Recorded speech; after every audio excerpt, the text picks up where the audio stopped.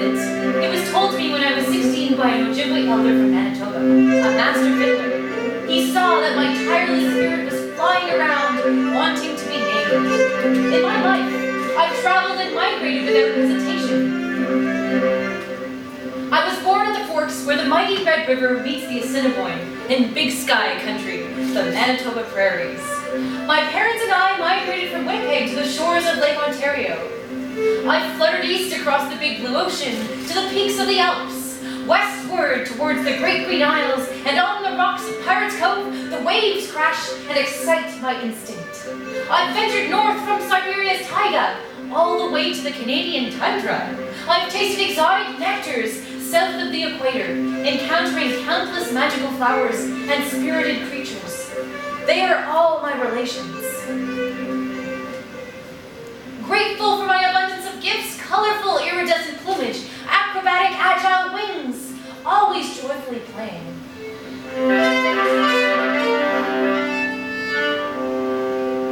And now I hover and hum, feeling the desire to rise, fall, drift forward and backward. Like the bow of my fiddle in a tireless tremolo. Stopping in full flight, hovering, waiting. Until I'm swept up by my intuition, a symphony of vibrations, its very own hum. Me, my instrument, we are one.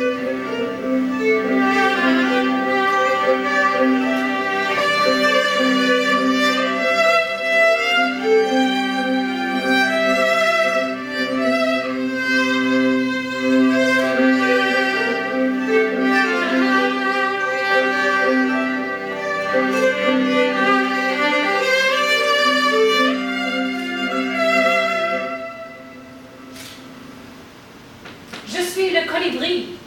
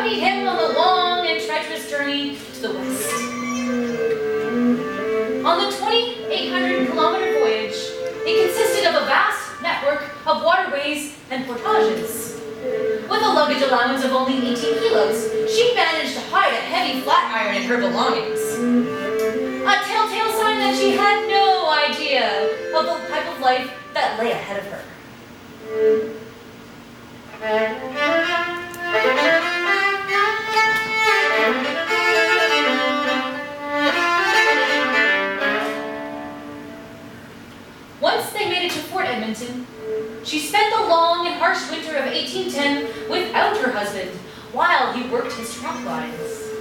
That year, the fort was ravaged by illness. The imminent specter of death loomed in every corner.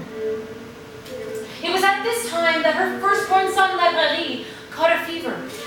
Her son's cough was so severe that she feared that every breath might be her last. Having seen so many others die at the fort, she decided to seek help from her Cree sisters in a neighboring village.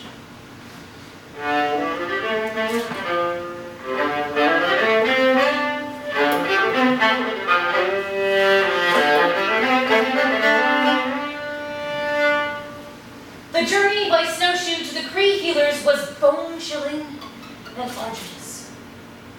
Clutching the frail body of her infant son closely to her breast, her sash wrapped around her petticoat, desperately trying to shield her child from the winter storm, she pressed on. After what seemed like an eternity, they finally arrived. They were brought into the medicine lodge, where they were stripped of their clothing and wrapped in a bearskin blanket. There, 7 women appeared amidst a smoky smudge of cedar, sage, sweetgrass, and tobacco. One by one, the grandfather stones were placed in a pit, while a medicine woman doused them with sacred water. As the lodge was filled with medicines and chants, Marianne prayed to God, they to the Great Spirit, all in unison for the healing of her sick child.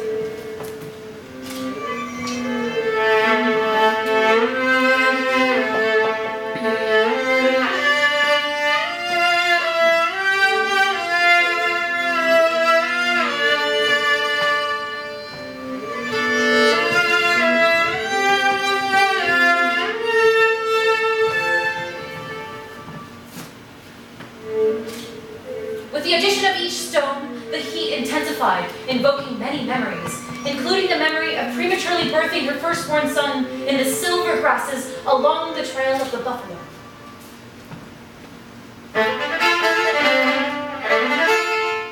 In the darkness of the lodge, time was still. When the door to the lodge opened, the cool air rushed in. Marianne gazed down at her son, Nathalie.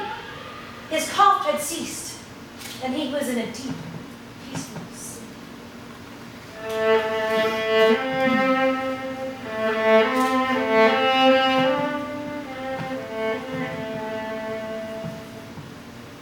After the ceremony, she was given a cloth bundle filled with healing herbs. Having lived through this experience, she would come to acknowledge the life-giving force of the great Creator flowing through all things.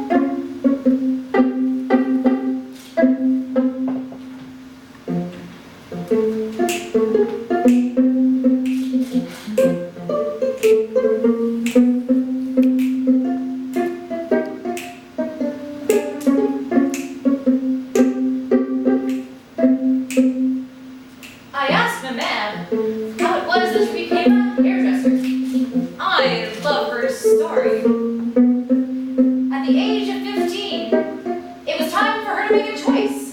At first, she thought of being a nurse, a school teacher. There was even the possibility of becoming a nun. D'une famille métisse, franco-médiévale et bien catholique, this would have been considered an honorable vocation. So how was it that she became a hairdresser? My great-grandmother, no, mon arrière-grand-mère, ma mère, no, had many skills and talents. Along with being a school teacher, she ran the house. On Mondays, laundry, baking bread on Tuesdays, Wednesdays, ironing and mending. While school was out during the summer, she would tend to her vegetable garden, harvesting and canning in preparation for the long prairie winters. Nobody could compete with her hand-picked confiture de fraises.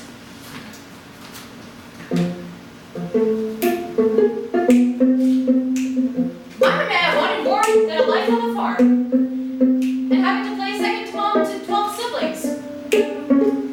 She wanted choice, independence, freedom. Hairdressers were in demand, and a career could make her a sophisticated, modern woman. The Marvel School of Beauty was established in Canada in 1916. In Memere's day, it was the place to learn the craft of hairdressing. So in 1958, she took the train alone, and off she went to Regina. When she arrived, she took up residence in a nunnery, meeting other young women who came from Calgary to work as hairdressers.